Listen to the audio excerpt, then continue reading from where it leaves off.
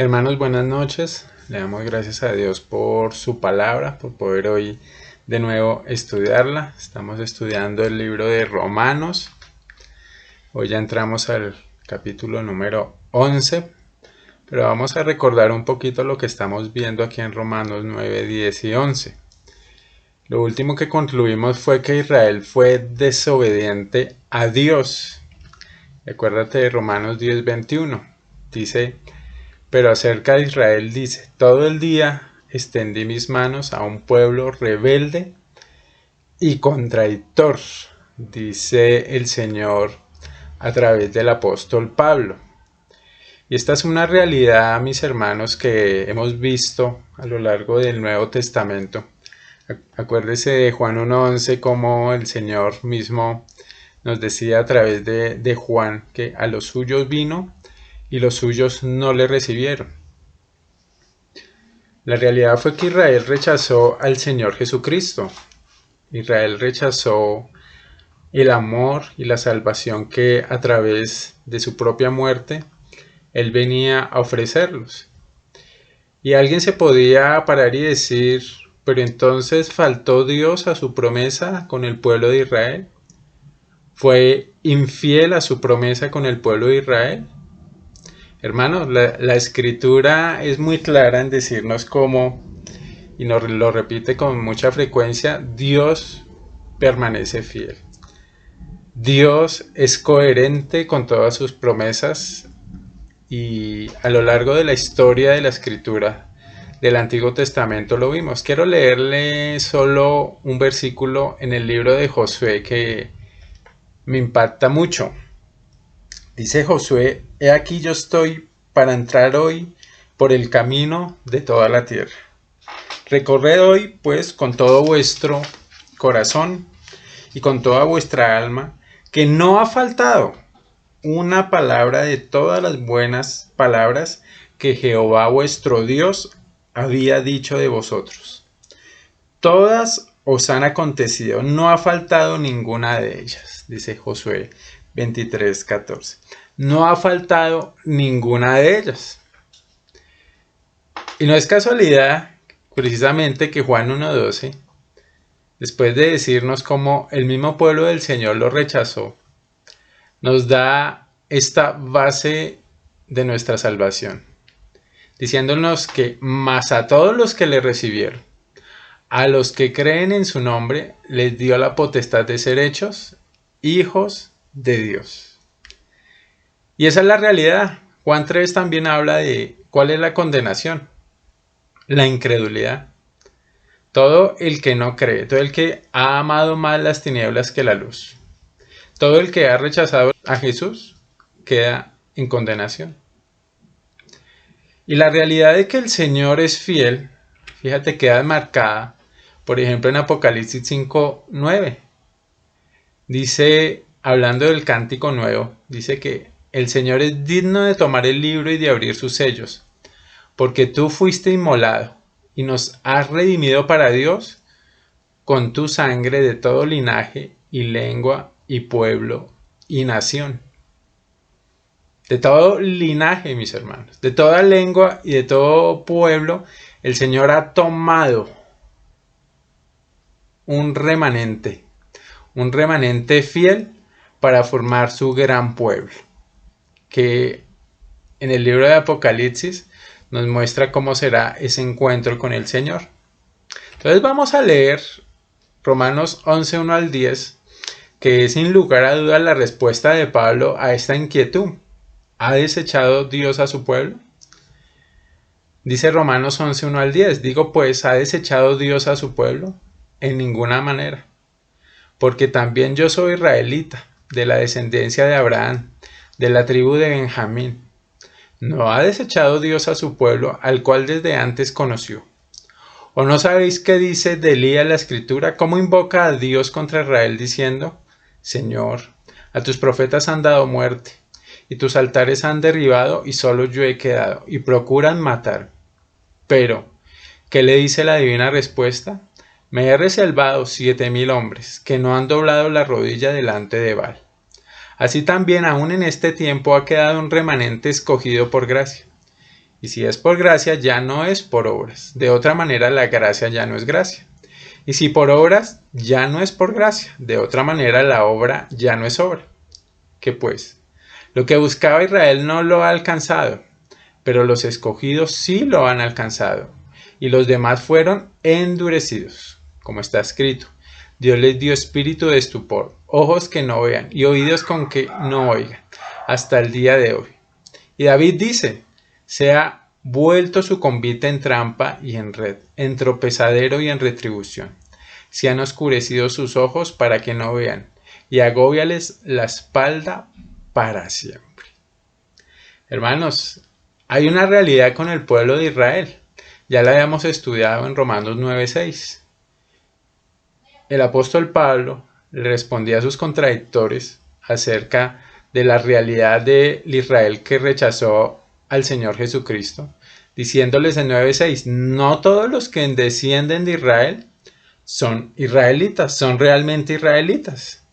De ese gran Israel físico, solo un pequeño grupo, los que creyeron en Jesús, los que han creído en Jesús y los que crean en Jesús, se definen como el verdadero Israel, el verdadero pueblo de Dios. Dios al incrédulo, como dice ahí, Dios lo desechó porque no creyeron en Jesús. Y es una realidad del gran pueblo de Israel. Sus representantes delante de Pilato dijeron, no tenemos más rey que a César. No reconocieron al Mesías.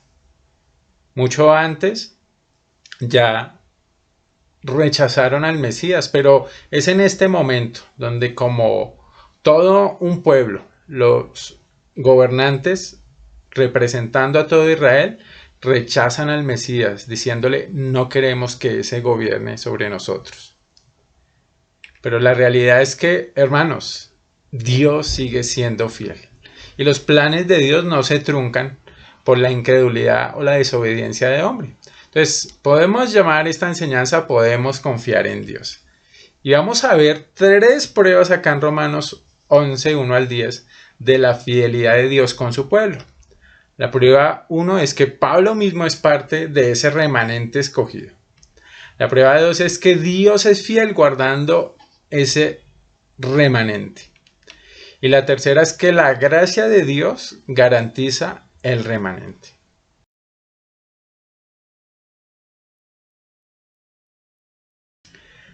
La primera prueba, mis hermanos, es que Pablo mismo es parte del remanente.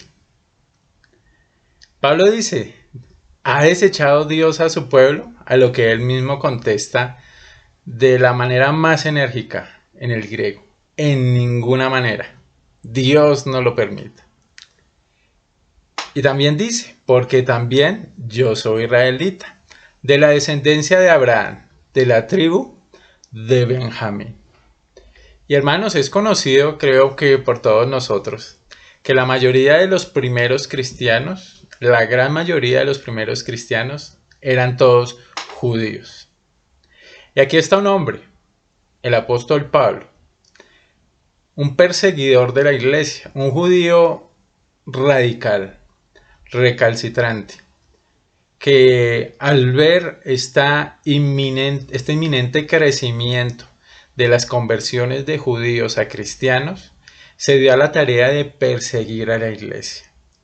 Hasta que por allá en Hechos 9 pasa algo supremamente emocionante, y es que él tiene un encuentro con el Señor Jesucristo. Acuérdate de Filipenses, por ejemplo, Filipenses 3. Nos dice que Pablo nos decía que él tenía de qué confiar en la carne, de que él mismo tenía ese sentimiento y esa confianza en que su realidad judía, en que su ascendencia judía le garantizaba una buena relación con el Señor. Y él mismo dice, si alguno piensa que tiene que confiar en la carne, yo más. Circuncidado al 8º día, del linaje de Israel, de la tribu de Benjamín, hebreo de hebreos en cuanto a la ley, fariseo, en cuanto a celo, perseguidor de la iglesia, en cuanto a la justicia que es en la ley, irreprensible. Pero Pablo termina diciendo esta frase hermosa, pero cuantas cosas eran para mí ganancia, las he estimado como pérdida por amor de Cristo. Y lo que nos quiere transmitir aquí el apóstol Pablo es que si él, un perseguidor de la iglesia, un judío que había rechazado al Señor Jesucristo, Dios le trajo al arrepentimiento, no solamente él, sino cualquier judío o cualquier persona que venga al Señor Jesús, que crea en su nombre, que crea en la obra perfecta de salvación que Él dispuso en la cruz, sin lugar a dudas, por la promesa del Señor, será salvo. Hermano, y eso nos debe llenar de confianza en que el Señor, que ofrece salvación, Él mismo la garantiza. Pablo le dice a Timoteo que palabra fiel y digna de ser recibida por todos, que Cristo Jesús vino al mundo para salvar a los pecadores, y Pablo dice de los cuales yo soy el primero. Pero por esto fui recibido a misericordia, dice el versículo 16, para que Jesucristo mostrase en mí el primero toda su clemencia, para ejemplo de los que habrían de creer en él para vida eterna. Un ejemplo de los que habían de creer en él para vida eterna. Entonces, sin lugar a dudas, el Señor, que se ha guardado un remanente, dentro de ese pequeño remanente, dentro de esa pequeña manada, decía el Señor Jesús, estaba el apóstol Pablo, y él es una prueba fehaciente de que el Señor es fiel a su promesa, de que el Señor es fiel a la promesa de Israel, que él se guardaría un remanente, el Israel de Dios.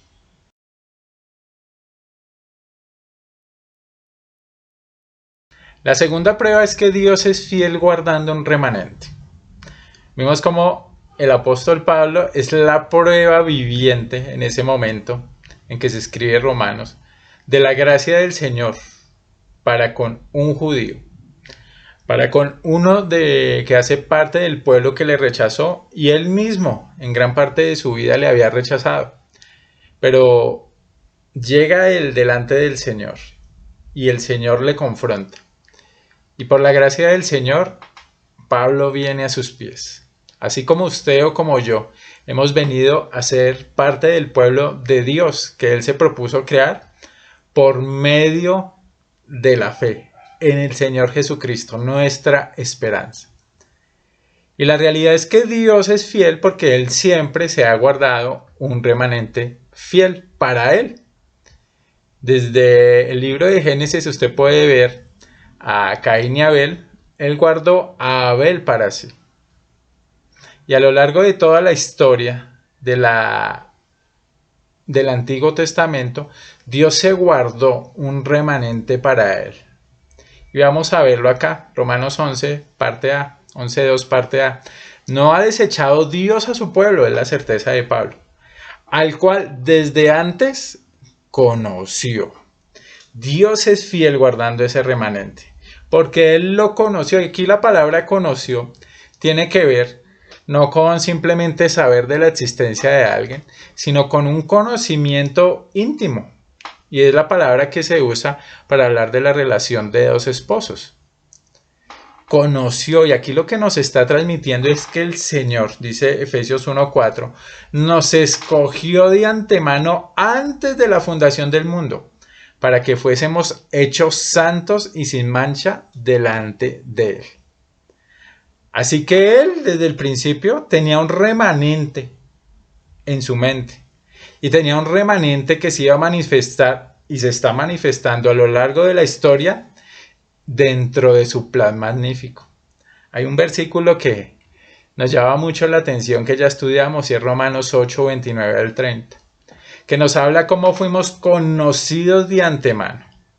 Y a los que Él conoció, a los que antes conoció, también los predestinó para que fuesen hechos conformes a la imagen de su Hijo, para que Él sea el primogénito dentro de muchos hermanos. Y el 8:30 dice que a estos predestinados fueron llamados, y fueron justificados, y fueron glorificados, aunque todavía no hemos visto en nuestra propia vida la glorificación en toda su extensión, en la cual aún nuestro cuerpo cambiará, será transformado. Pero Dios es fiel guardando ese remanente escogido por gracia. Y aquí hay una ilustración que nos hace el mismo Pablo de la realidad de que Dios conoce, de que Dios tiene un plan. Y es el caso de Elías. Acuérdate de Elías. Vamos a leer aquí en Romanos 11, 2b hasta el 4. ¿O no sabéis qué dice de Elías la Escritura? ¿Cómo invoca a Dios contra Israel diciendo: Señor, a tus profetas han dado muerte y a tus altares han derribado, y solo yo he quedado, y procuran matar? Pero, ¿qué le dice la divina respuesta? Me he reservado 7,000 hombres que no han doblado la rodilla delante de Baal. Y Elías, después de haber tenido un episodio glorioso donde el Señor se manifestó destruyendo a los sacerdotes de Baal y a la estatua de Baal y a los sacrificios que se hacían a Baal, es perseguido. Acuérdese ahí en Primera de Reyes 19 cómo Jezabel empieza una persecución contra él y él cree que está absolutamente solo. Pero el Señor le da una respuesta hermosa. Él dice que Elías no está solo, que él tiene un grupo de 7,000 hombres que no habían doblado la rodilla delante de Baal, que Dios mismo los había guardado. No fue por la propia buena manera de hacer las cosas de estos hombres, es Dios el que los guardó. ¿Y de qué manera los guardó? Por la gracia que manifestó a ellos. Hermano, el Señor ha manifestado su gracia para con nosotros y es fiel en guardarnos. Vimos todo Romanos 8 como el Señor es fiel a su promesa. Y por eso Pablo puede decir: estoy seguro de que ni la vida, ni la muerte, ni ninguna otra cosa creada nos podrá separar del amor de Dios. El Señor ha decidido guardarse una manada pequeñita. Se la ha guardado del pueblo de Israel, pero se la ha guardado de cada pueblo, tribu, nación, lengua de esta tierra. Allí, al final de los tiempos, estaremos todos glorificando al Señor. Y esto no solamente ahora, acuérdate, en todo el Antiguo Testamento, en Babilonia, todo el pueblo que fue sacado de la tierra y llevado a Babilonia, la Biblia nos dice que solo Daniel, Ezequiel, Mardoqueo, la misma Esther, Sadrach, Mesach, Abednego, fueron muy poquitos los que Dios guardó. No, cuando el Señor Jesucristo vino, tú puedes ver que la Biblia evidencia quiénes fueron los que se dieron cuenta y adoraron al Señor. Tú los puedes contar. Fueron Zacarías, Elizabeth, María, José, estos dos ancianos, Simeón y Ana, y un grupo de pastores. Fueron muy poquitos que el Dios, en ese momento, el Dios poderoso, guardó.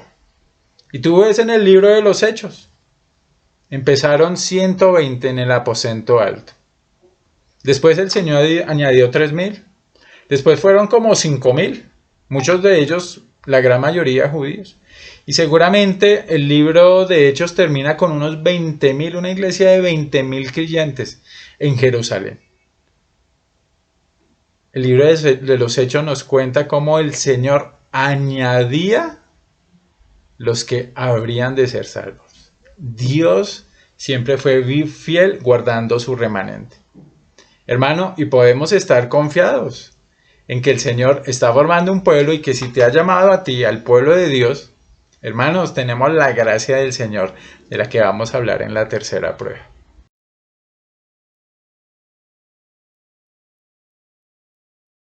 La tercera prueba es cómo la gracia de Dios garantiza ese remanente. Romanos 11:5 dice: así también, aún en este tiempo ha quedado un remanente escogido. ¿De qué manera? Por la gracia del Señor. Pablo está hablando de su tiempo, como un gran número de judíos habían venido al Señor. No todo el pueblo había rechazado. Dios se había guardado un remanente escogido. ¿De qué manera? por gracia. Ese remanente de judíos creyentes, que en comparación a toda la población judía, pues era pequeño, ellos no llegaron al Señor y no fueron elegidos en virtud de su dignidad espiritual, ni mucho menos de sus buenas obras morales. Tampoco se origina ese llamamiento en que fueran simplemente hijos de Abraham y ya. No, ese llamamiento se explica debido a la soberana gracia del Señor, a su soberana elección al haberlos escogido a ellos. El Señor ha iniciado un plan y en este tiempo de Pablo, un grupo pequeño de judíos prueba que la gracia y la fidelidad del Señor son permanentes. Fíjate en este dibujo. La gracia del Señor del Israel étnico sacó su propio grupo y fíjate con quién los juntó. Ni más ni menos que con los gentiles, entre los cuales nos podemos contar nosotros, que podemos decir, creemos. No fue ni por nuestras buenas obras ni nuestra buena manera de hacer las cosas. Fíjate Romanos 11:6. Y si por gracia ya no es por obras, de otra manera la gracia ya no es gracia. Y si por obras ya no es gracia, de otra manera la obra ya no es obra. Este pequeño trabalenguas nos habla de algo que Pablo ya nos había hablado. Y es que la gracia del Señor es un regalo, como la palabra misma lo dice, es un regalo de la mano de Dios. Acuérdate, por ejemplo, de 2 de Timoteo 1:9. Dice cómo el Señor no solamente salvó a este grupo de judíos, sino ha salvado a todos los creyentes de todas las épocas. Nos ha salvado y nos ha llamado con llamamiento santo, no conforme a nuestras obras, sino según el propósito suyo. Y la gracia que nos fue dada en Cristo Jesús antes de los tiempos de los siglos. Antes de los tiempos de los siglos, la gracia nos había sido dada en Cristo Jesús. El versículo 7, mis hermanos, nos responde una pregunta. ¿Qué pues? Lo que buscaba Israel no lo ha alcanzado, pero los escogidos sí lo han alcanzado. Y los demás fueron ¿qué? Endurecidos. Debemos recordar en Romanos 10:3 que Israel, ellos buscaban al Señor. Ellos tenían celo, dice literalmente Pablo, tenían celo de Dios, pero no conforme a ciencia, porque trataron de alcanzarlo por su propia justicia, por una justicia que era falsa. No se sujetaron a la justicia de Dios y ese es un gran problema. Hoy muchos quieren alcanzar al Señor por su propia justicia, pero no se sujetan al método del Señor, no se sujetan a las estipulaciones del Señor. Y la consecuencia de eso, la vamos a subrayar acá, es que fueron endurecidos. Ellos fueron endurecidos. Y esa es una verdad muy dura. La expresión fueron endurecidos se encuentra en el pasivo, gramaticalmente. Eso quiere decir que el endurecimiento no fue causado por un poder externo, o sea, no fue causado por Dios. Dios no endurece el corazón de nadie.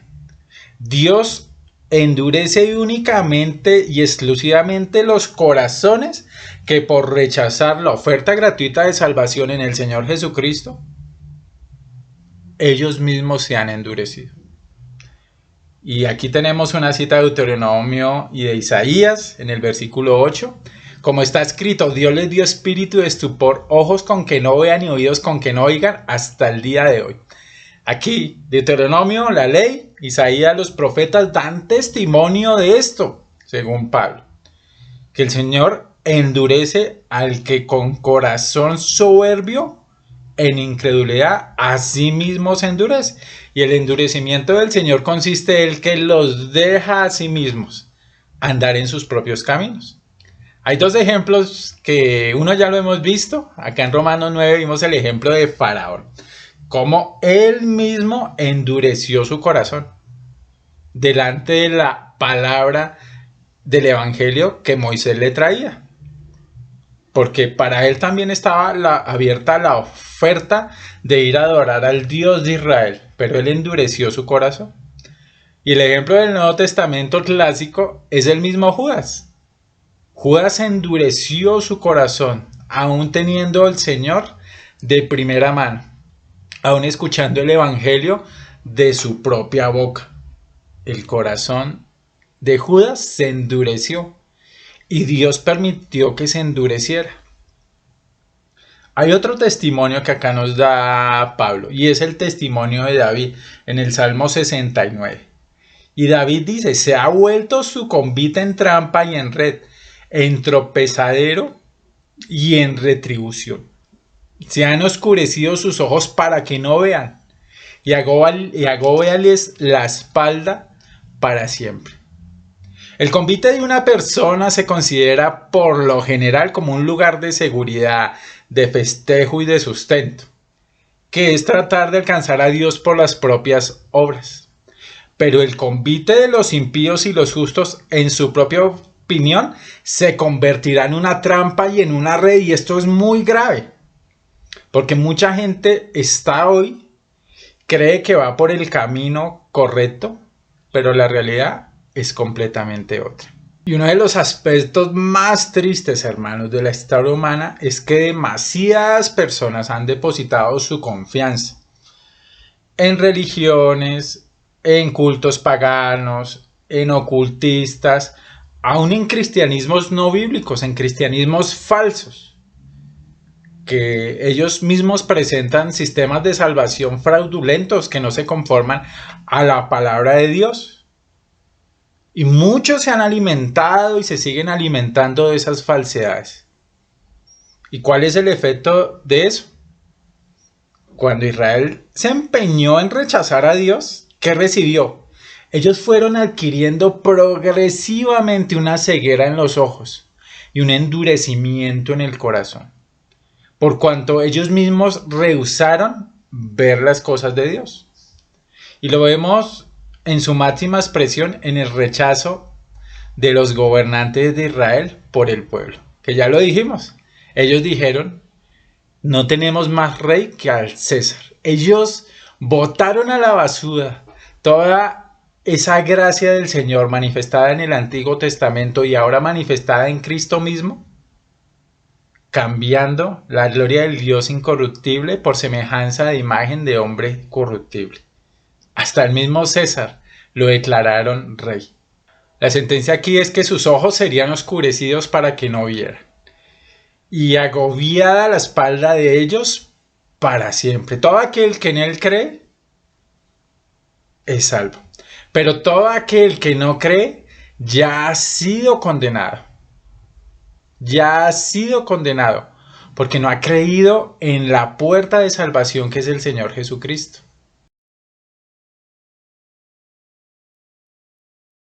Hermanos, podemos confiar en Dios. Su plan es perfecto y todo lo que en este momento aún nos está pasando a nosotros no se sale de sus planes magníficos. Tenemos tres pruebas de la fidelidad de Dios con su pueblo.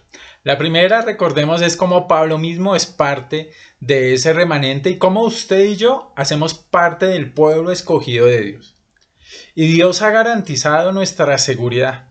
Dios ha garantizado que cada una de sus promesas en cuanto a nuestra salvación no tiene modificación. Podemos estar seguros. Dios, por eso la prueba 2 es: Dios es fiel guardando ese remanente. Él mismo, desde el principio, decidió tomar un pueblo para sí, entre los cuales estábamos usted y yo. Y por la gracia de Dios, acuérdate siempre que ha sido la gracia de Dios, hemos venido a la salvación. El Señor nos conoció, nos predestinó, nos ha llamado. Dios es fiel guardando ese remanente. Y la prueba 3 es que la gracia de Dios garantiza ese remanente. No han sido nuestras buenas obras ni nuestra buena manera de hacer las cosas. Ha sido su gracia que se ha dispuesto a nosotros. Pero terminábamos viendo algo muy interesante y muy trágico. Es que el que endurece su corazón voluntariamente, Dios permite que ese corazón se endurezca. Acuérdate de Juan 3:36. El que cree en el Hijo tiene vida eterna, pero el que rehúsa creer en el Hijo no verá la vida, sino que la ira de Dios está sobre él. Y así como la gran mayoría del pueblo de Israel en el tiempo del Señor Jesucristo le rechazó, Dios siempre se guardó una manada pequeña.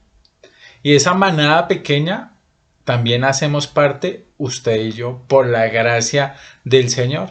Así que el exaltado en todo este tema tiene que ser Dios, quien conforme a sus planes magníficos hace todas las cosas. Romanos 11, 1 al 10 nos enseña esa fidelidad de Dios con su pueblo. Hermano, y quisiera que termináramos orando, dándole gracias al Señor en nuestro estudio de Romanos. Nuestro Padre amado, Señor, damos gracias porque, Señor, hemos visto tu fidelidad, Señor. Hemos visto tu fidelidad en que, como muchos andábamos en un camino de perdición, en un camino de destrucción, Señor, en un camino de olvidarnos totalmente de ti, Señor. Muchos en nuestra religiosidad, Señor, te buscábamos por nuestra propia manera de pensar, en nuestras propias religiones, en nuestras propias filosofías. Pensábamos que ese era el camino hacia ti, Señor, y de allí, como a Pablo, que hoy es nuestro ejemplo, tú nos sacaste. Ha sido tu gracia maravillosa con nosotros, Señor. Y podemos estar seguros, Señor, de que tu fidelidad siempre se va a ver manifestada en nosotros, Señor. Porque nos has conocido, nos has predestinado, nos has llamado, nos has justificado en la sangre preciosa de Jesús. Y has, Señor, hecho ya y anunciado ya como realidad nuestra glorificación. Te damos la gloria y la honra, Señor, por este tiempo y por poder tener y compartir tu palabra maravillosa en el nombre de Jesús. Amén. Hermanos, muchas gracias. El Señor los siga bendiciendo.